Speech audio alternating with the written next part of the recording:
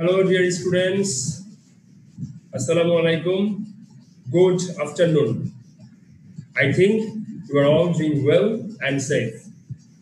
আমরা কি প্রত্যেকে ভালো আছি? আমরা কি সুস্থ আছি সবাই? ওকে, আমরা প্রত্যেকে সবাই ভালো আছি, সুস্থ আছি, নিরাপদে আছি এবং ভালো থাকবো আগামী দিনগুলোতে। আচ্ছা, আমাদের এখন কি ক্লাস? নিশ্চয়ই ইংলিশ, তাই না? এক্স্যাক্টলি, আমাকে অনেকেই বই দেখাচ্ছেন যে আজকে আমাদের ইংলিশ ক্লাস। সো আমরা কাইন্ডলি তাহলে সবাই একটু বইটা ওপেন করে ফেলি। ইংলিশ ফর টুডে বইটা আমরা আজকে ওপেন করে ফেলবো। 73 and 74 পেজ আজকে আমরা ওপেন করব। আচ্ছা, ফেসবুক লাইভ থেকে যারা আমাদেরকে শুনছেন, আমি একটু আমার পরিচয়টা আরেকবার একটু বলে নিচ্ছি। আমি তন্ময় দত্ত, আজকে আছি আপনাদের সাথে ইংরেজি ক্লাসটি নিয়ে। এবং আমাদের সাথে জুমে ইতিমধ্যে অনেক বন্ধুই সংযুক্ত হয়ে গেছেন, অনেক বন্ধুই কানেক্টেড আছেন জুমে। এবং আপনারাও যদি আমাদের সাথে জুমে কানেক্টেড হতে চান, তাহলে আপনারা যেখান থেকে ফেসবুক লাইভটি দেখছেন তার ঠিক উপরেই দেখুন একটি লিংক দেওয়া আছে আমাদের জুম ক্লাসের। সেখান থেকে ক্লিক করে কিন্তু আপনি সরাসরি চলে আসতে পারবেন আমাদের এই পেজটাতে বা আমাদের এই জুম ক্লাসটিতে। এবং অবশ্যই বেশি বেশি করে শেয়ার করবেন, শেয়ার দিতে অবশ্যই কেউ ভুলবেন না, তাহলে কিন্তু অনেক মানুষ আপনাদের পাশাপাশি আমাদের এই ক্লাসটা সম্পর্কে জানতে পারবে, দেখতে পারবে। ওকে, সো আমরা সবাই কি বই বের করেছি এবং বই, খাতা, কলম, পেন্সিল যা যা লাগে সবকিছুকে আমরা বের করেছি প্রত্যেকে? ওকে, আমরা প্রত্যেকে বের করেছি। গত ক্লাসে আমরা কি দেখেছিলাম? গত ক্লাসে আমরা গেমস এন্ড স্পোর্টস পড়ছিলাম, ইউনিট 7 লেসন 1। এবং এই গেমস এন্ড স্পোর্টস এর মধ্যে আমরা প্রথমটা পড়েছিলাম কি tales of two players part 1। এখানে আমরা দেখেছিলাম যে আশিস নামে, হ্যাঁ আমি দেখতে পাচ্ছি আপনাদের বইগুলো। সো আশিস নামে একজন প্লেয়ারের কিছু নিয়ম আমরা দেখেছিলাম, যে আসলে সে কখন ঘুম থেকে ওঠে, সে সারাদিন কি কি করে এই শনি থেকে বৃহস্পতিবার পর্যন্ত। সে হচ্ছে শুক্র শনি তার 2 দিন উইকেন্ড থাকে, উইকেন্ডে সে বাড়িতে যায়, বাড়িতে গিয়ে তার ফ্যামিলি মেম্বারদের সাথে সে দেখা করে, স্পেশালি তার মায়ের সাথে।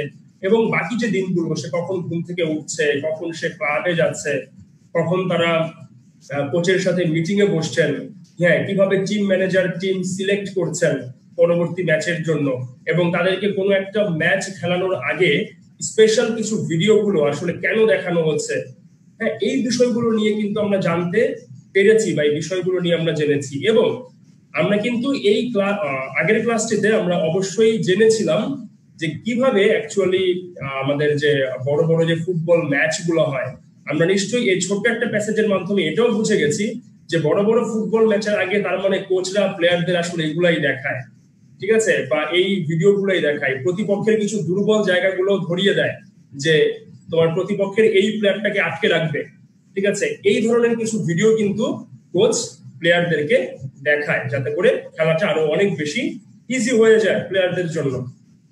এই বিষয়গুলো কিন্তু সম্পূর্ণই আমরা জেনেছিলাম আমাদের আগের ক্লাসে। আর আজকের ক্লাসে আমরা আরেকটা নতুন প্লেয়ার সম্পর্কে জানবো, যেই প্লেয়ারটার নাম হচ্ছে অরুণ, ঠিক আছে। যেহেতু এখানে বলা আছে tales of two players, so একটা প্লেয়ার সম্পর্কে আমরা অলরেডি জেনে ফেলেছি আশিস, এবং আরেকটা প্লেয়ার আছে যে প্লেয়ারটা সম্পর্কে আমরা জানবো, যার নাম হচ্ছে অরুণ। তাহলে চলুন আমরা দেরি না করে শুরু করি। যদি আমরা স্লাইডটি দেখতে পাই তাহলে কিন্তু অবশ্যই আমরা থামস আপ দিয়ে জানাবো। নিশ্চয়ই আমরা স্লাইডটি দেখতে পাচ্ছি। ওকে, আমরা স্লাইডটি দেখতে পাচ্ছি। তাহলে দেখুন, এখানে বরাবরের মতোই কিছু ওয়ার্ড মিনিং থাকবে, আমরা প্যাসেজটা পড়ে বুঝবো, একটা কুইজ থাকবে। তবে আজকের কুইজটা আগে বলে দিচ্ছি, আজকের কুইজটা পোলিং এ হবে না, আজকের কুইজটা খাতায় লিখবেন, ঠিক আছে, আপনাদের লেখা দেখা হয় না, খাতায় লিখবেন আজকে। ওকে, এরপর হচ্ছে একটা হোমওয়ার্ক থাকবে আমাদের। ওকে ফাইন, এবার আমরা চলে যাচ্ছি আমাদের প্রথম যে ওয়ার্ডটা আছে সেটা হচ্ছে প্র্যাকটিস। আমরা অনেকেই জানি প্র্যাকটিস মানে কি, অনেকে আমরা মুখে মুখে প্র্যাকটিস প্র্যাকটিস বলে থাকি, ঠিক আছে, কিন্তু প্র্যাকটিসের অ্যাকচুয়াল বাংলাটা আমরা অনেকেই জানি, অনেকে জানি না। সো আমরা সবাই একটু লিখে নিব, প্র্যাকটিসের অ্যাকচুয়াল বাংলাটা হচ্ছে অনুশীলন। আমাদের বইয়ে যে প্যাসেজের একদম শুরুতে দেখুন উপরে কি ওয়ার্ডস আছে কিছু, ওই কি ওয়ার্ডসেও কিন্তু এই ওয়ার্ড গুলো আছে, তো সেখান থেকে দেখেও আমরা বাংলাটা লিখে নিতে পারি এই সাইড থেকে। ওকে, এরপরে আমরা দেখতে পাচ্ছি ওয়েট লিফটার। ওয়েট লিফটার মানে হচ্ছে ভার বা ওজন উত্তোলক, যারা বেসিক্যালি কোনো ভারী জিনিস বা ওজন জাতীয় কোনো জিনিস উত্তোলন করে থাকে তাদেরকে বলা হয়ে থাকে ওয়েট লিফটার। এরপরে আমরা দেখি অপরচুনিটি। আমরা সবাই জানি অপরচুনিটি মানে কি। অপরচুনিটি মানে হচ্ছে সুযোগ। আমরা বলি না যে এরকম একটা অপরচুনিটি যদি আমার থাকতো তাহলে হয়তো আমি অনেক কিছু করে ফেলতাম, ঠিক আছে। সো এই অপরচুনিটি মানে হচ্ছে সুযোগ। সো আমরা কি এই পর্যন্ত সবাই লিখেছি? ওকে, আমরা প্রত্যেকে এই পর্যন্ত লিখেছি। সো আমরা যদি ওয়ার্ড মিনিং গুলো আমাদের লেখা থাকে তাহলে কিন্তু আমাদের পড়তেও সুবিধা হবে। এরপরে আমরা চলে যাচ্ছি, দেখুন, ফর আ লং টাইম। আমরা বলি না যে তোমার সাথে অনেক দিন ধরে দেখা হয় না, কত দিন পর দেখা। হ্যাঁ, এই যে কথাগুলো বলি এটা বোঝাতে বেসিক্যালি আমরা ফর আ লং টাইম এই ওয়ার্ডটা ইউজ করে থাকি, ঠিক আছে। এই দেখুন, ফর আ লং টাইম এই ওয়ার্ডটাকে আমরা ব্যবহার করে থাকি। এরপরে আমরা দেখি কি আছে, অ্যাথলেটিক্স। অ্যাথলেটিক্স মানে হচ্ছে শরীর চর্চা, ঠিক আছে। আমরা অনেকেই এই অ্যাথলেটিক্স ওয়ার্ডটার সাথে পরিচিত। এই অ্যাথলেটিক্স যার বাংলা হচ্ছে শরীর চর্চা। এবং দেখুন, স্কুল কম্পাউন্ড। নিশ্চয়ই আমরা জানি যে আসলে স্কুল কম্পাউন্ড জিনিসটা কি। স্কুল কম্পাউন্ড মানে হচ্ছে বিদ্যালয় আঙিনা, বা এটাকে আমরা অনেক সময় কি বলে থাকি, স্কুল প্রিমিসেস। স্কুল প্রিমিসেস আমরা বলে থাকি, ঠিক আছে। So school compound, school premises একই কথা, বিদ্যালয় প্রাঙ্গণ, বিদ্যালয় আঙিনা, ঠিক আছে। সো আশা করছি আমরা এই পর্যন্ত সবাই বুঝতে পেরেছি। যদি বুঝে থাকি আমরা অবশ্যই থামস আপ দিয়ে জানাবো। ওকে, ঠিক আছে। এরপর দেখুন, দেখুন এখানে দুইটা ছবি আছে, দুইটাই হচ্ছে খেলার ছবি। এখানে আমরা নিশ্চয়ই ছবিগুলো দেখে বুঝতে পারছি যে একটা ছবিতে কি প্লেয়াররা ডিসকাস করতে করতে মাঠে যাচ্ছে যে আজকে তারা কি করবে, মাঠে কিভাবে খেলবে, কিভাবে তারা আজকে পারফর্ম করবে। আর আরেকটা ছবিতে আমরা দেখতে পাচ্ছি যে একটা টিম মিটিং হচ্ছে। আমরা জানি যে খেলার আগে, সেটা ক্রিকেট হোক, ফুটবল হোক, ঠিক আছে, যে কোনো খেলার আগেই হচ্ছে একটা টিম মিটিং হয়। এরকম ভাবে কোচের সাথে একটা টিম মিটিং হচ্ছে, এটা আমরা বেসিক্যালি এই ছবিটাতে বুঝতেই পারছি। তো তাহলে আমরা প্যাসেজটা স্টার্ট করি, যে মূলত প্যাসেজে কি বলেছে দেখুন, Ashis and Arun are two players, I have known them for a long time. তার মানে দেখুন এখানে কোনো একজন ব্যক্তি এই ঘটনাটাকে বর্ণনা করছে বা ন্যারেট করছে। আমরা কিন্তু শুনেই বুঝতে পারলাম, যখনই আমরা আই হ্যাভ নোন দেম দেখলাম, আমরা আমি তাদেরকে অনেকদিন ধরে চিনি। তার মানে কোনো একজন থার্ড পারসন কি করছেন, এই ঘটনাটাকে বর্ণনা করছেন বা ন্যারেট করছেন। ওকে, they are both very close to my family. Ashish is from a village, Arun lives in a small town. আচ্ছা দেখুন, তার মানে যেই ব্যক্তিটা ঘটনাটা বর্ণনা করছে সেই ব্যক্তিটা বলছে যে আশিস এবং অরুণ এই দুইজন হচ্ছে তার কি, দুইজন হচ্ছে তার খুব ভালো বন্ধু। এবং আমরা এখানে কি দেখতে পাচ্ছি যে তারা দুইজনই হচ্ছে আমার ফ্যামিলির সাথে বা আমার পরিবারের সাথে খুবই খুবই ক্লোজ, ঠিক আছে। আশিস একটা গ্রাম থেকে এসছে। আমরা কিন্তু আগের প্যাসেজে পড়েছি যে আশিস কোথায় থাকতো, আশিস কিন্তু গ্রামে থাকতো। তাই সে প্রতি শুক্রবার এবং শনিবার, ফ্রাইডে স্যাটারডে করে সে কিন্তু তার গ্রামে চলে যেত এবং গ্রামে গিয়ে সে তার মা বাবার সাথে দেখা করে আসতো। সো আমরা অলরেডি এটা জেনে গিয়েছি। তারপর এখানে যে ব্যক্তিটা বলছে তিনি এখানে বর্ণনা করেই দিচ্ছে যে আশিস একটা গ্রামে থাকে আর Arun lives in a small town. এবং অরুণ একটা ছোট শহর বা টাউন বলতে, এখানে স্মল টাউন বলতে আমরা মফস্বল টাইপের যে শহরগুলো আছে সেটিকে বুঝতে পারি যে অরুণ একটি মফস্বলে থাকে বা একটা ছোট্ট শহরে থাকে। Ashis plays football. আমরা আগেই দেখেছি যে আশিস সে কি করে, সে কিন্তু ফুটবল খেলে। Okay, Ashis plays football, he doesn't play tennis. আমরা দেখেছি আশিস কিন্তু টেনিস খেলে না। আশিস ফুটবলের পাশাপাশি কি খেলে? আমাকে কে বলতে পারবে যে আশিস ফুটবলের পাশাপাশি কি খেলে? অনেকেই হাত তুলেছেন, অনেকেই হাত তুলেছেন। আমি একটু নাজিবার কাছে চলে যাচ্ছি। নাজিবা, আমি আপনাকে আনমিউটেড রিকোয়েস্ট দিয়েছি, একটু অ্যাকসেপ্ট করে কথা বলবেন। হ্যাঁ নাজিবা, আপনি বলুন যে আসলে কি খেলে থাকে Ashis. Kabaddi, exactly, thank you very much Najiba. হ্যাঁ, আমরা কিন্তু আগের প্যাসেজেই পড়েছি যে আমাদের যে একজন প্লেয়ার আছেন আশিস, তিনি কি করেন, তিনি কিন্তু কাবাডি খেলে থাকেন। তিনি কিন্তু টেনিস একদমই পছন্দ করেন কিনা আমরা জানি না, বাট তিনি টেনিস খেলেন না। Okay fine. এরপরে আমরা চলে যাই, এর পরের অংশটুকুতে কি বলা হয়েছে দেখি। দেখেন, এখানে বলা আছে Arun practises cricket but he loves athletics as well. তার মানে এখানে বলা হয়েছে যে অরুণ, আমি বেসিক্যালি মনে করেছিলাম যে অরুণ উনি নিজেও একজন ফুটবল প্লেয়ার, যেহেতু আশিসে ফুটবল প্লেয়ার, সেখানে হয়তো বা আরেকটা ফুটবল প্লেয়ারকে নিয়ে আলোচনা করা হয়েছে। কিন্তু ঘটনা সূত্রে আমরা জানতে পারলাম যে না, অরুণ আসলে ফুটবল প্লেয়ার না, অরুণ বেসিক্যালি একজন ক্রিকেট প্লেয়ার, এবং সেই ক্রিকেটের পাশাপাশি শরীর চর্চা করতেও খুব পছন্দ করে থাকে বা ভালোবাসে। Arun goes to a local school. Arun কি তার এলাকার যে একটা স্কুল আছে, সে একটা লোকাল স্কুলে পড়াশোনা করে। He has opportunities two practice in this school compound. এবং দেখুন, এখানে কিন্তু অরুণের একটা সুযোগ রয়েছে কোথায় প্র্যাকটিস করার, এই বিদ্যালয় আঙিনায় বা স্কুল কম্পাউন্ড বা স্কুল প্রিমিসেসে প্র্যাকটিস করার একটা সুযোগ কিন্তু অরুণের রয়েছে। Okay, Arun practises in his club field. এবং অরুণ কোথায় প্র্যাকটিস করে, সে তার ক্লাব ফিল্ডে প্র্যাকটিস করে। আমরা জানি যে প্রত্যেকটা ক্লাবের একটা নিজস্ব মাঠ থাকে, তাই না? যেমন আমরা যদি বলি শেখ জামাল ধানমন্ডি, শেখ রাসেল, মুক্তিযোদ্ধা ক্রীড়া সংসদ, হ্যাঁ, এই প্রত্যেকটা ক্লাবের বা আমরা আবাহনী মাঠ যারা ঢাকায় থাকি, আমরা আবাহনী মাঠ সবাই চিনি, ঠিক আছে? সো এই প্রত্যেকটা ক্লাবের একটা নিজস্ব মাঠ আছে, যেটাকে আমরা বলে থাকি হচ্ছে ক্লাব ফিল্ড। হ্যাঁ, তো এরকম অরুণ আসলে যে ক্লাবে হয়ে খেলে, সেই ক্লাবের মাঠে অরুণ কি করে থাকে, প্র্যাকটিস করে থাকে। পাশাপাশি অরুণের কিন্তু তার স্কুল কম্পাউন্ড বা বিদ্যালয় আঙিনাতেও প্র্যাকটিস করার কি রয়েছে, সুযোগ রয়েছে। আশা করছি আমরা এই পর্যন্ত প্রত্যেকে বুঝতে পেরেছি। ওকে, থ্যাংক ইউ ভেরি মাচ। তারপরে চলুন আমরা পরবর্তী অংশটাতে চলে যাচ্ছি। পরবর্তী অংশ মূলত কি লেখা আছে সেটা আমরা দেখি। Ashis has one brother. এবার আমরা দেখতে পাচ্ছি তাদের ভাই বোনের পরিচয়গুলো দেওয়া হচ্ছে। এই দুইটা প্লেয়ারের পারিবারিক কিছু পরিচয় আমাদের এখানে দেওয়া হচ্ছে। Ashis has one brother. আশিসের কি আছে? আশিসের একটি ভাই আছে। হিজ নেম ইজ আবির, এবং তার নাম হচ্ছে আবির। He is a wait লিফটার। সে কি একজন ভার উত্তোলক। কে ভার উত্তোলক? আশিস? মোটেও না, আশিস একজন প্লেয়ার। সো ভার উত্তোলক হচ্ছে আবির। ঠিক আছে, আমাদের প্রশ্নে কিন্তু এই ধরনের কিছু জিনিসগুলো আসবে। ঠিক আছে, সো আমরা একটু সচেতন ভাবে অ্যান্সার গুলো করব। Arun has no brother. অরুণের কোনো ভাই নেই। He has a sister, her name is Apola. আমরা কাইন্ডলি এই নামগুলোর ক্ষেত্রে একটু সচেতন থাকবো। এখানে কিন্তু কোনো ইংলিশ ব্যক্তিদের নাম বলা হচ্ছে না, আমাদের বাংলাদেশের কনটেক্সটে এখানে নামগুলো দেওয়া হচ্ছে। ঠিক আছে, কাজেই ভুলে কেউ আবার আপালা বলেন না।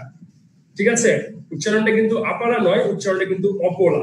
ঠিক আছে, তো অরুণের যে বোন, অরুণের বোনের নাম হচ্ছে Apola. She doesn't like cricket, she is a swimmer. তার মানে কে ক্রিকেট পছন্দ করে না? অপোলা ক্রিকেট পছন্দ করে না। ঠিক আছে, এখানে আমরা জানতেই পারলাম যে অপোলা সে মোটেও ক্রিকেট পছন্দ করে না। তাহলে অপোলা কি পছন্দ করে? অপোলা সুইমিং পছন্দ করে, কারণ অপোলা নিজে একজন সুইমার, বা সুইমারের বাংলা কি? সাঁতারু। অপোলা নিজে একজন সুইমার বা সাঁতারু। আচ্ছা, আশা করছি এ পর্যন্ত আমরা প্রত্যেকেই খুব ভালোভাবে বুঝতে পেরেছি। যদি আমরা বুঝতে পেরে থাকি তাহলে দেখি আমি আপনাদেরকে দুইটা প্রশ্ন দিচ্ছি, আপনারা অ্যান্সার খাতায় লিখুন। আচ্ছা, আমি আপনাদেরকে শেয়ার করেই দেই।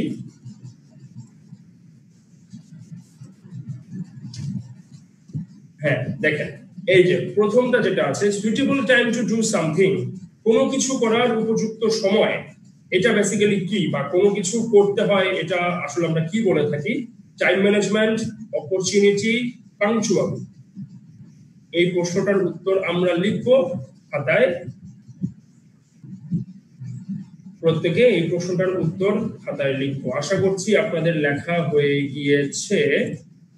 ওকে, অনেকে আমাকে খাতা দেখাচ্ছে। আচ্ছা, আমাদের অ্যান্সার, আচ্ছা আমি একটু জানতে চাই একজনের কাছ থেকে, দাঁড়ান আমি একটু এই প্রশ্নটার উত্তরটা আমি একটু জানবো। কার কাছ থেকে জানা যায়? আমি একটু অনিমের কাছে চলে যাচ্ছি। অনিম, আমাকে একটু বলেন তো যে আসলে এই কোশ্চেনটার অ্যান্সার কি? Sir, opportunity. কেন অপরচুনিটি? স্যার, কোনো কিছু করার ভালো সুযোগ, কোনো ভালো সময়, তাই অপরচুনিটি বলা হচ্ছে এটাকে। কোনো কিছু করার ভালো সময় বা ভালো কিছু, এটাকে আসলে আমরা অপরচুনিটি বা সুযোগ বলে থাকি। থ্যাংক ইউ ভেরি মাচ অনি, আপনার উত্তরটি একদম সঠিক হয়েছে। ওকে, এরপরে আমরা আরেকটিতে চলে যাচ্ছি। দেখুন, আরেকটি প্রশ্ন আছে, surrounded school premises. Surrounded school premises এটাকে আসলে কি বলে থাকে? স্কুল ফিল্ড, নাকি হচ্ছে স্কুল, নাকি হচ্ছে কোনো প্লেস, নাকি স্কুল কম্পাউন্ড? এই তিনটার থেকে যে কোনো একটা হবে অ্যান্সার। সো আমরা একটু দ্রুত অ্যান্সারটা লিখে ফেলি। সারাউন্ডেড স্কুল প্রিমিসেস, আমি কিন্তু প্রিমিসেস ওয়ার্ডটা যখন আমরা পড়েছি, পড়ার সময় কিন্তু আমি বারবার উচ্চারণ করেছি যে প্রিমিসেস প্রিমিসেস, ঠিক আছে? ওকে, অনেকেই লিখে ফেলেছেন, অনেকেই দেখাচ্ছেন। হ্যাঁ, আমি দেখতে পাচ্ছি, তবে আমি একটু মুখে শুনতে চাই। আমি আপনাদের প্রত্যেকের লেখায় দেখতে পাচ্ছি যে আপনারা কি লিখেছেন। অনেকের অ্যান্সার সঠিকও হয়েছে। তো আমি একটু চলে যেতে চাচ্ছি ফারার কাছে। ফারা হাফিজা, আমি আপনাকে আনমিউটেড একটা রিকোয়েস্ট দিয়েছি, একটু অ্যাকসেপ্ট করবেন। হ্যাঁ হাফিজা, আপনি একটু আমাকে বলুন যেটা অ্যান্সারটা কি হবে surrounded school premises. School compound. কেন স্কুল কম্পাউন্ড? স্কুল কম্পাউন্ড মানে স্কুল আঙ্গিনা, আর স্কুল প্রিমিসেস মানে স্কুল প্রাঙ্গণ, একই কথা। আচ্ছা, thank you very much Hafiza. তার মানে হচ্ছে আমাদের স্কুল প্রাঙ্গণ, স্কুল আঙ্গিনা, এগুলো বেসিক্যালি একই ধরনের ওয়ার্ড, সিমিলার ওয়ার্ড। হ্যাঁ, তাই হচ্ছে এখানে স্কুল প্রিমিসেস বলতে আমরা স্কুল কম্পাউন্ডকেই বুঝে থাকবো। ওকে, তাহলে আমি আপনাদেরকে একটা ছোট্ট বাড়ির কাজ দিচ্ছি। এই বাড়ির কাজটা সবাই একটু খাতায় লিখে নেবেন অথবা একটু স্ক্রিনশট দিয়ে নেবেন। বাড়ির কাজটা দেখুন, হোয়াট ডাজ অরুণ প্র্যাকটিস, 2 নাম্বারটা হচ্ছে ওয়্যার ডাজ অরুণ লিভ, এবং 3 নাম্বারটা হচ্ছে হু ইজ অপলা। আমরা প্রত্যেকটা জিনিস সম্পর্কে খুব ভালোভাবে দেখেছি বা আমরা আলোচনা করেছি। সো আমরা এই জিনিসগুলোর অ্যান্সার খুব সুন্দরভাবে প্যাসেজটা বাসায় আরেকবার পড়ে খুব ইজিলি আমরা অ্যান্সারটা করতে পারবো আশা করছি। ঠিক আছে, সো আমাদের কি প্রত্যেকের লেখা হয়ে গেছে? আশা করছি আমাদের প্রত্যেকের লেখা হয়ে গেছে। আচ্ছা, যদি আমাদের প্রত্যেকের লেখা হয়ে যায় তাহলে আমি এটাকে ক্রস করে দিচ্ছি। ওকে, আমাদের প্রত্যেকের লেখা হয়ে গেছে। আমি একটা ছোট্ট বিষয় নিয়ে আপনাদের সাথে কথা বলছি। আমরা কি গুগল ক্লাসরুম সম্পর্কে কিছু জানি, বা গুগল ক্লাসরুমের নামটা কি আমরা জীবনে শুনেছি? আমাকে একটু হাত তুলে দেখান তো কে কে শুনেছেন গুগল ক্লাসরুমের কথা। গুগল ক্লাসরুমের কথা হাফিজা শুনেছেন, নাজিবা শুনেছেন। হ্যাঁ, আমি আপনাদের অনেকের হ্যান্ড দেখতে পাচ্ছি। অনেকেই শুনেছেন, অনেকেই শোনেননি গুগল ক্লাসরুমের কথা। আচ্ছা, গুগল ক্লাসরুম হচ্ছে ওয়ান কাইন্ড অফ ক্লাসরুম। এটা হচ্ছে একটা ক্লাসরুমের মতোই, বাট এটা হচ্ছে অনেকটা একটা ভার্চুয়াল ক্লাসরুম। ঠিক আছে, যে আমরা এখানে আসলে অনলাইনে পড়াশোনা করে থাকি এই গুগল ক্লাসরুমের মাধ্যমে। আমাদের অনেক স্কুল, অনেক ইউনিভার্সিটি, অনেক কলেজ এই লকডাউনের জন্য তারা কিন্তু এখন এই গুগল ক্লাসরুমের মাধ্যমে পুরো পড়াশোনাটার সিস্টেমটাকে নিয়ে গিয়েছে, বা এখন এই গুগল ক্লাসরুমের মাধ্যমে তারা পড়াশোনা করে যাচ্ছে। আচ্ছা, এখন এই গুগল ক্লাসরুমে তাহলে আমরা কিভাবে পড়াশোনা করব? আমরা যে অ্যাসাইনমেন্ট বা আমাদের হচ্ছে বাড়ির কাজগুলো যে দিচ্ছি, এখন তো আপনাদের স্লাইডে দেওয়া হচ্ছে, কিন্তু আমরা এই সপ্তাহ শেষ থেকে বা হয়তো বা 2-1 দিন পর থেকেই আমরা চেষ্টা করব যে আপনাদেরকে সুন্দর মতো করে গুগল ক্লাসরুমের মাধ্যমে এই বাড়ির কাজগুলো বা অ্যাসাইনমেন্ট গুলো দিয়ে দেওয়ার জন্য। আমাদের প্রত্যেকটা চ্যাপ্টার যখন শেষ হবে তখন আমরা সবাই একটু চ্যাপ্টার শেষের দিকে যখন থাকবে আমরা একটা পরীক্ষার প্রিপারেশন নিয়ে নেব প্রত্যেকে। এই পরীক্ষার প্রিপারেশনটা নেওয়ার সময় কি হবে, কারণ আমাদের মাথায় থাকতে হবে আমার চ্যাপ্টারটা শেষ হওয়া মাত্রই আমাদেরকে টিচার একটা কোশ্চেন পেপার পাঠাবে গুগল ক্লাসরুমের মাধ্যমে, এবং সেই গুগল ক্লাসরুমে আমাকে কি করতে হবে, সেই কোশ্চেন পেপারটা আমাদেরকে দেখতে হবে এবং কোশ্চেন পেপারটা দেখে ওটার অ্যান্সার করে ছবি তুলে ওটা আমাকে টিচারকে আবার গুগল ক্লাসরুমে সেন্ড করে দিতে হবে। আমি কি বলেছি, বুঝাতে পেরেছি আপনাদের? ওকে, এখন আমাদের প্রসেসটা জানা বাকি, যে আসলে প্রসেসটা কি, আমি কিভাবে ছবি তুলবো, কিভাবে টিচারকে পাঠাবো, বা কিভাবে দেখবো বিষয়টা। আচ্ছা, তাহলে আমি আপনাদেরকে একটা বিষয় দেখাচ্ছি, একটু দেখবেন সবাই মনোযোগ দিয়ে। আমি আপনাদের সাথে একটা স্ক্রিন শেয়ার করব।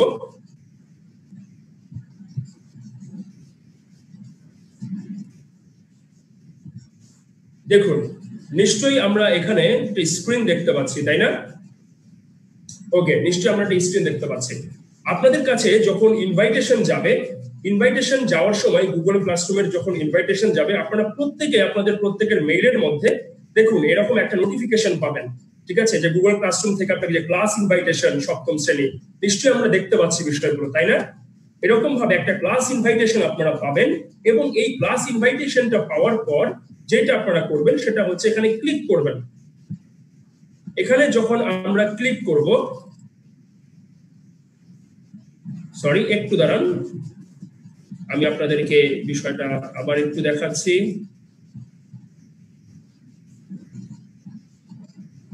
ওকে, এবার নিশ্চয় আমরা দেখতে পাচ্ছি। হ্যাঁ, ক্লিক করার পর দেখুন এখানে কিন্তু অলরেডি কি হয়েছে, অলরেডি হচ্ছে একটা গুগল ক্লাসরুমের পেজ ওপেন হয়েছে, তাই না?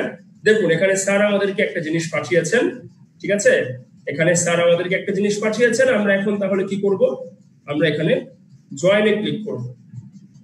আচ্ছা, আমরা এখানে জয়েনে ক্লিক করলাম। এখানে জয়েনে ক্লিক করার পর দেখুন এটা কিন্তু আস্তে আস্তে কি হচ্ছে, ওপেন হচ্ছে। ওপেন হওয়ার পর দেখুন এখানে সপ্তম শ্রেণী চলে আসবে। বাই চান্স যদি আপনাদের কাছে কোনো কোড চায়, ঠিক আছে, ক্লাসের কোড, তাহলে সেই কোডটা আমাদেরকে একটু দিতে হবে। আমি আপনাদের আগামীকাল আমাদের সপ্তম শ্রেণী ক্লাসের কোডটা আমি স্লাইডে আপনাদেরকে দিয়ে দিব, আপনারা কাইন্ডলি সেই কোডটা খাতার মধ্যে লিখে রাখবেন, ঠিক আছে? আজকে আমি জাস্ট প্রসেসটা দেখাচ্ছি। দেখুন এই সপ্তম শ্রেণী এখানে যাওয়ার পর এখানে আপনারা দেখবেন স্ট্রিম নামে একটা অপশন। দেখুন আমার মাউস বলটা এখানে, আমি মাউসের কার্সারটা দেখতে পাচ্ছেন, এখানে একটা স্ট্রিম আমরা দেখব, এবং এই স্ট্রিমে আমরা সব অ্যানাউন্সমেন্ট গুলো পাবো।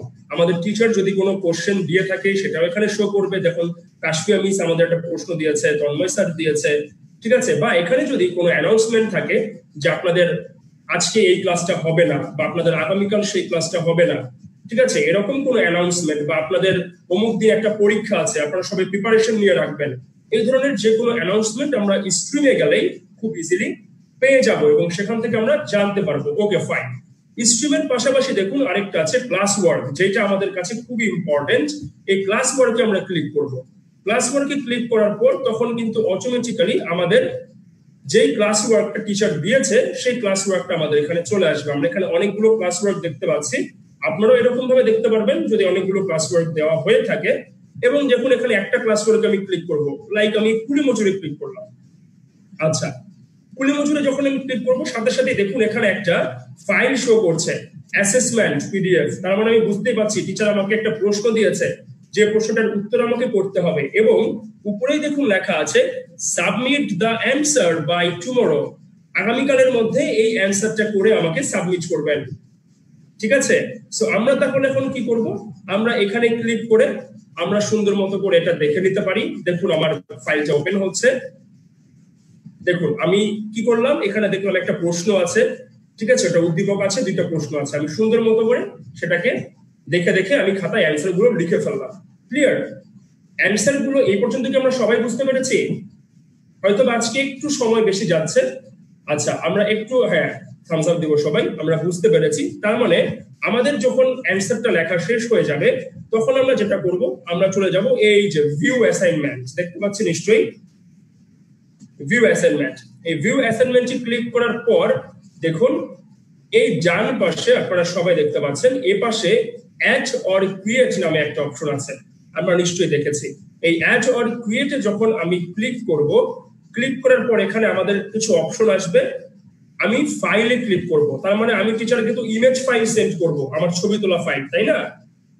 আমি যে অ্যান্সারটা লিখেছি সে ফাইলে আমি ক্লিক করব। ফাইলে ক্লিক করার পর এরকম একটা অপশন আসবে।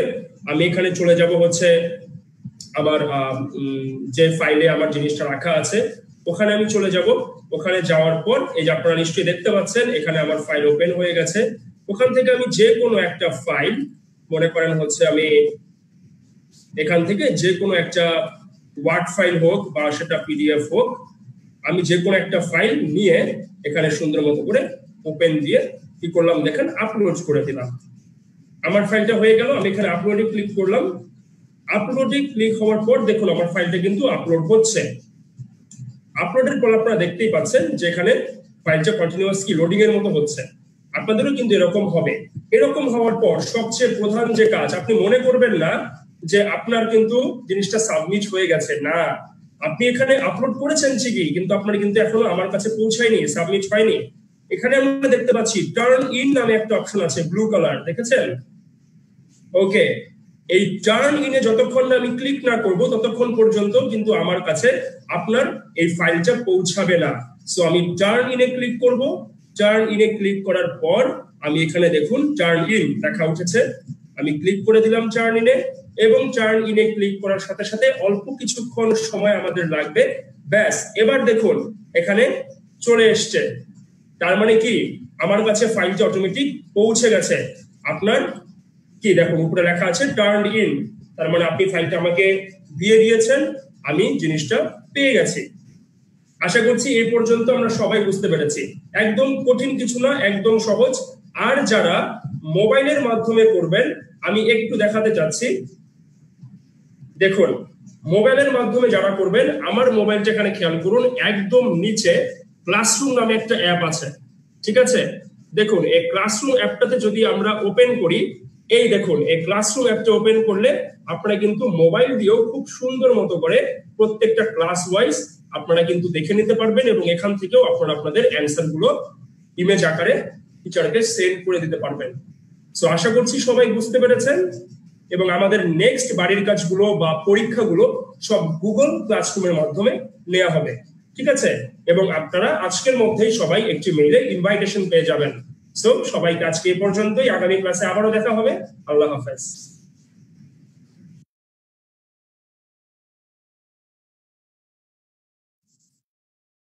আসসালামু আলাইকুম। কেমন আছি আমরা সবাই? ভালো আছি? কি খুব কঠিন মনে হচ্ছে কি গুগল ক্লাসরুম বিষয়টা? কোনো সমস্যা নাই, যদি কঠিন মনে থাকে আপনারা আমাকে বলতে পারেন যে কার কার কাছে একটু নতুন, একটু কঠিন বা একটু জটিল মনে হচ্ছে।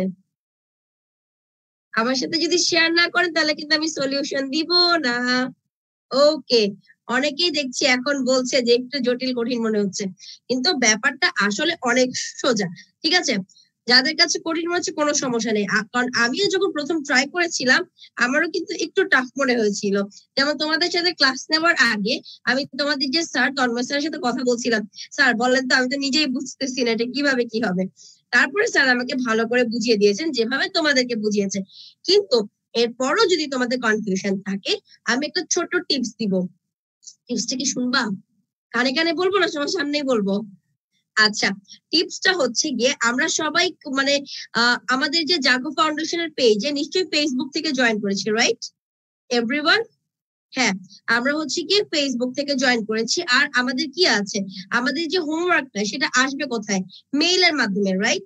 যেটা তোমার আব্বুর হোক বা আম্মুর হোক বা যদি তোমাদের কারো পার্সোনাল মেইল হয়ে থাকে, তো তোমরা যেটা করবে, তোমরা একটা উইন্ডোজে তোমাদের যে আমাদের যে ফেসবুকের জাগো ফাউন্ডেশনের যে পেজটা আছে না, সেটা ওপেন করে আজকের যে ক্লাসটা রেকর্ডেড ভিডিও সেটা ওপেন করবে।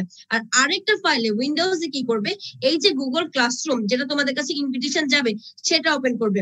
বাস, আর কোনো কাজই নাই, খেলা এখানেই শেষ। স্যারের কথা শুনবা একবার, আরেকবার আরেকটা উইন্ডোজ দিয়ে ওই কাজটা করবা। আবার ওই ফাউন্ডেশন পেজে এসে জাগো ফাউন্ডেশন পেজে এসে রেকর্ডেড ভিডিওটা দেখবে, আবার ওই কি করবে আরেকটা যে উইন্ডো আছে সেখানে গিয়ে কাজগুলা করবে। আমি কি বুঝাতে পেরেছি? কোনো জিনিস যখন নতুন নতুন আমরা শিখি আমাদের কিন্তু প্রথম প্রথম প্রবলেম হচ্ছে। তাছাড়া এরপরও যদি না পারো পরের ক্লাসে তোমরা স্যারের সাথে সেটা কি করতে পারবে, শেয়ার করতে পারবে। কালকে মনে হয় হ্যাঁ কালকে তোমাদের সাথে আমার ক্লাস নেই, কিন্তু যাদের কাছে মনে করো তৌহিদুল স্যার বা তন্ময় স্যার, তোমরা যদি স্যারদের সাথে শেয়ার করো হ্যান্ড রেজ করলেই তোমরা কি করতে পারবে, স্যারদের সাথে কমিউনিকেট করতে পারবে। যেই জায়গাটা তোমাদের প্রবলেম হবে স্যাররা অবশ্যই বুঝিয়ে দিবে, ঠিক আছে? আর তাছাড়া তোমাদের কাছে তো একদম বিনামূল্যে রেকর্ডেড ভিডিওটা তো থাকছেই, যেখানে তোমরা যখন তখন কি করতে পারো, একবার না দুইবার না যতবার খুশি ততবার তোমরা চেষ্টা করতে পারো। ইনশাল্লাহ আমরা হোপফুল এটা সাকসেসফুল করতে পারবো, সুন্দর মতন আমাদের হোমওয়ার্ক গুলো সাবমিট করতে পারবো। ওকে, কাদের কাদের কাছে এই গুগল ক্লাসরুমটা একদম নতুন? আমার মতো কাদের কাছে একদম নতুন হাত তুলি। ওকে, ইনশাল্লাহ আমরা সবাই, আমিও তোমাদের সাথে কিন্তু একই পথের পথযাত্রী। আমরা সবাই কি করব, একসাথে সুন্দর করে গুগল ক্লাসরুমের মাধ্যমে আমাদের যে পরের বাড়ির কাজগুলো বা অ্যাসাইনমেন্ট গুলো সেগুলো চালিয়ে নিতে পারবো। ওকে, আচ্ছা এবার আমাকে চলে আসি আমরা পড়াশোনায়। আমাদের সবার সামনে বই খাতা খোলা আছে নিশ্চয়ই, রাইট? ওকে, যেহেতু আমাদের অনেকটা সময় চলে গেছে কোনো ব্যাপার না, আমি স্ক্রিনটা শেয়ার করে দিচ্ছি। আমরা এবার ডাইরেক্ট পড়াশোনায় চলে যাচ্ছি। সরি, ওকে, স্ক্রিনটা দেখা যাচ্ছে, রাইট? গ্রেট। আমরা আলোচনা করছিলাম বাংলাদেশের জলবায়ু নিয়ে। আমরা জেনেছিলাম বাংলাদেশ 6 ঋতুর দেশ, এবং গত ক্লাসে আমরা আলোচনা করেছিলাম কি নিয়ে? গ্রীষ্মকাল নিয়ে আর বর্ষাকাল নিয়ে। আমরা জেনেছিলাম যে বর্ষাকালের ফলে কি কি ক্ষতিপূরণ হয় বা ক্ষতি হচ্ছে দেশের, মানে অতিবৃষ্টির ফলে, আর বর্ষাকাল বাংলাদেশের জন্য কি কি ভূমিকা পালন করছে। তোমরা অবশ্যই জেনে থাকবে যে কিসের প্রভাবে বাংলাদেশে প্রচুর বৃষ্টিপাত হয়। উত্তরটি হচ্ছে মৌসুমী বায়ুর প্রভাবে বাংলাদেশে প্রচুর বৃষ্টিপাত হয়। সেই সাথে আমরা জেনেছিলাম যে বহুল বৃষ্টিপাত জনিত এলাকাগুলো কোনগুলি আর কম বৃষ্টিপাত জনিত এলাকা কোনগুলি। ওকে, এই পর্যায়ে আমরা কথা বলবো শীতকাল নিয়ে। একটু তোমরা যদি বইয়ে খেয়াল করো, দেখো লেখা আছে ওখানে, শীতকালে বাংলাদেশের তাপমাত্রা 11 ডিগ্রি সেলসিয়াস থেকে 29 ডিগ্রি সেলসিয়াস হয়ে থাকে। আমরা এই লাইনটা দাগিয়ে নিব।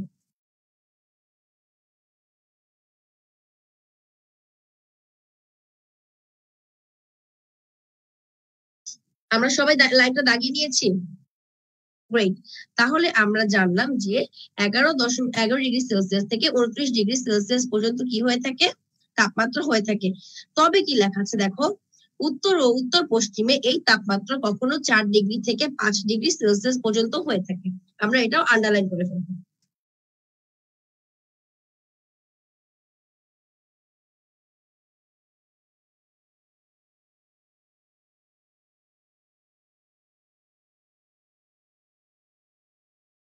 সাময়িক অসুবিধার জন্য আমি দুঃখিত।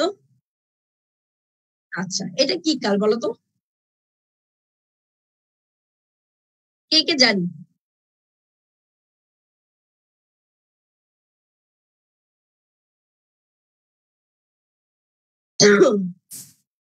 আচ্ছা, আমি চলে যাচ্ছি জিয়ারিনের কাছে।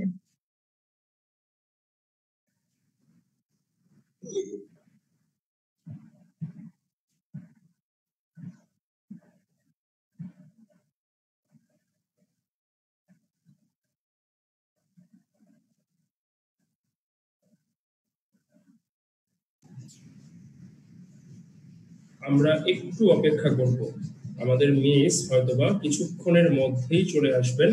আমরা একটু অপেক্ষা করব, একটু বইটা দেখতে থাকবো, ঠিক আছে? মিস এক্ষুনি চলে আসবেন।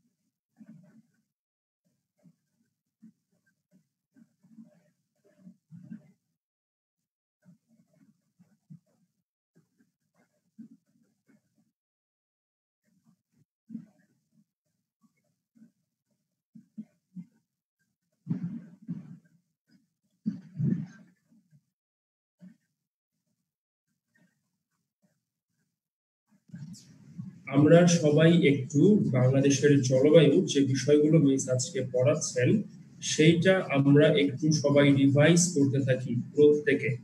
মিস কিছুক্ষণের মধ্যেই আমাদের সাথে জয়েন করবেন। আমরা সবাই একটু বাংলাদেশের জলবায়ুটা রিভাইজ করতে থাকি।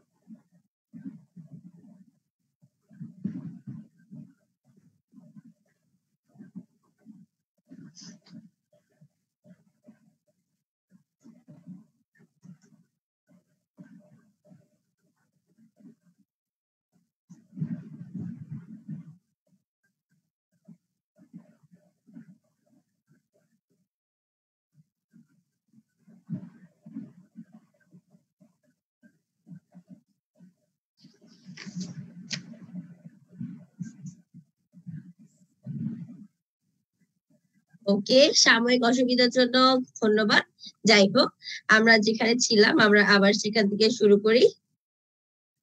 আচ্ছা, আমরা কি বলছিলাম? আমরা শীতকাল নিয়ে কথা বলছিলাম, রাইট? আচ্ছা, যদি আমরা একটু ভিডিওতে দেখি, মানে সরি, আমরা যদি একটু বইয়ে দেখি কি লেখা আছে, ঠাকুরগাঁ, পঞ্চগড়, শ্রীমঙ্গল এসব জায়গায় কি হচ্ছে? এইসব জায়গায় শীত সবচেয়ে বেশি হচ্ছে, তাই না? তো আমরা কি করব? আমরা একটু এই লাইনটা দাগিয়ে ফেলবো, ঠিক আছে? আমরা একটু এই লাইনটা জাগিয়ে ফেলবো যে কি ঠাকুরগাঁ, পঞ্চগড় এবং শ্রীমঙ্গল এইসব জায়গায় অনেক বেশি শীত হয়ে থাকে। আচ্ছা, এখন খেয়াল করো, পরের যে ছবিটা আমি তোমাদেরকে দেখেছিলাম সেটা কিসের ছবি ছিল? শরৎকালে, রাইট? শরৎকালে কি হচ্ছে? শরৎকালে কিন্তু অনেক আমরা কি দেখতে পাই? কাশফুল দেখতে পাই, রাইট? আমাদের স্ক্রিনটা কি দেখা যাচ্ছে? গ্রেট। শরৎকালে আমরা কাশফুল দেখতে পাই, সেখানে কি থাকে? শীতের প্রভাবও একটু কম থাকে এবং গরমের প্রভাবও কি থাকে? একটু কম থাকে। তাহলে দেখো, এই যে এত সুন্দর সুন্দর দৃশ্য আমরা 2 সপ্তাহ ধরে দেখছিলাম যে হ্যাঁ, গ্রীষ্মকালের বাংলাদেশে প্রকৃতি কত সুন্দর থাকে, তারপরে আবার বর্ষাকাল, শীতকাল, শরৎকাল, কিন্তু এই যে জলবায়ুর পরিবর্তনের কারণে যে প্রভাবগুলো দেখা দিচ্ছে, চলো এই ছবিগুলোর মাধ্যমে আমরা প্রভাবগুলো জানতে পারবো। দেখো, এই যে আমি এখন এই ছবিগুলা যে দিলাম, এই ছবিগুলা কি তোমাদের কাছে খুব ভালো লাগছে? মানে তোমরা কি খুব ভালো অনুভব করছো এই ছবিগুলো দেখে? কেন অনুভব করছো না বলো তো? কারণ কি? এই যে প্রথম ছবিটা আমরা দেখতে পাচ্ছি সেটা কি? সেটা হচ্ছে কি আমরা দেখতে পাচ্ছি একদিকে খুব সুন্দর একটি প্রাকৃতিক পরিবেশ, কিন্তু অপরদিকে কি সেটা তার বিপরীত চিত্র দেখতে পাচ্ছি। দ্বিতীয় ছবিটিতে দেখো কি হচ্ছে, মাটি ফেটে গেছে, মানে খরা দেখা দিয়েছে। তৃতীয় ছবিটিতে আমরা নদী ভাঙন দেখতে পাচ্ছি এবং চতুর্থ ছবিটিতে আমরা দেখতে পাচ্ছি কি যে শিল্প কারখানার কালো ধোঁয়াতে কি করছে, আমাদের যে বায়ু সেটা দূষিত হচ্ছে। তাহলে চলো আমরা জানি যে আসলে জলবায়ু পরিবর্তন জিনিসটা কি আর কিসের কিসের উপর এর প্রভাব পড়ছে। খেয়াল করি, বাংলাদেশে জলবায়ু পরিবর্তন বলতে বিশ্বব্যাপী জলবায়ু পরিবর্তনের ফলে বাংলাদেশে যে অস্থায়ী কিংবা স্থায়ী নেতিবাচক বা ইতিবাচক প্রভাব পড়ছে তার যাবতীয় বিশ্লেষণকে বোঝানো হয়। তাহলে দেখি কোন দেশে জলবায়ুর পরিবর্তনের প্রভাব আসলেই পড়ছে কিনা তা কিসের উপর নির্ভর করে বা কিসের উপর মানদণ্ড, কোন জিনিসগুলোর উপর আমরা বিবেচনা করে বলতে পারি যে হ্যাঁ, এই দেশে বা এই অঞ্চলে জলবায়ু পরিবর্তনের প্রভাব দেখা দিয়েছে। প্রথমটা হচ্ছে আমাদেরকে আইডেন্টিফাই করতে হবে যে জলবায়ু পরিবর্তনের কারণে কারা সবচেয়ে বেশি ক্ষতিগ্রস্ত হচ্ছে। দ্বিতীয় হচ্ছে কোথায় প্রাকৃতিক দুর্যোগ বেশি হচ্ছে। তৃতীয়ত আমরা দেখছি সবচেয়ে বেশি জনসংখ্যা কোথায় ক্ষতিগ্রস্ত হচ্ছে। এবং চতুর্থত ক্ষতিগ্রস্ত দেশটি ক্ষতি মোকাবেলায় বা অভিযোজনের জন্য কোনো পদক্ষেপ নিয়েছে কি না। এই 4টা মানদণ্ডের উপরে বিবেচনা করে কি করা হচ্ছে, জলবায়ু পরিবর্তনের প্রভাব নির্ণয় করা হচ্ছে। খেয়াল করি, জলবায়ু পরিবর্তনের সবচেয়ে বড় কারণ হলো বৈশ্বিক উষ্ণতা। ওকে, এটা কি? এটা হচ্ছে একটি গ্রিন হাউস। খেয়াল করি আমরা সাধারণভাবে গ্রিন হাউস গ্যাসের প্রভাবে বায়ুমণ্ডলে সে ক্রমশ উষ্ণতা বৃদ্ধি পাচ্ছে, তাকে কি বলা হয়? গ্লোবাল ওয়ার্মিং বা বিশ্ব উষ্ণায়ন। আচ্ছা, তাহলে এই গ্রিন হাউসটা কি? গ্রিন হাউস হচ্ছে carbon die oxide, methane, chlorofluorocarbon ও নাইট্রাস অক্সাইডের সমন্বয়ে গঠিত একটি গ্যাস। ঠিক আছে, এই লাইনটা কি করব? এই লাইনটা আমাদের বইয়েও আছে, আমরা দেখে নিতে পারি বা চাইলে তোমরা এখান থেকেও তুলে নিতে পারো যে গ্রিন হাউস হচ্ছে carbon die oxide, methane, chlorofluorocarbon ও নাইট্রাস অক্সাইডের সমন্বয়ে গঠিত একটি গ্যাস। তাহলে আজকের ক্লাস আমাকে এখানেই শেষ করতে হচ্ছে, আমাদের হাতে বেশি সময়ও নেই। আমি আন্তরিকভাবে দুঃখিত জানাচ্ছি যে যান্ত্রিক ত্রুটির কারণে একটু সমস্যা হয়ে গেছিল, কিন্তু কোনো সমস্যা নাই, আমরা সবাই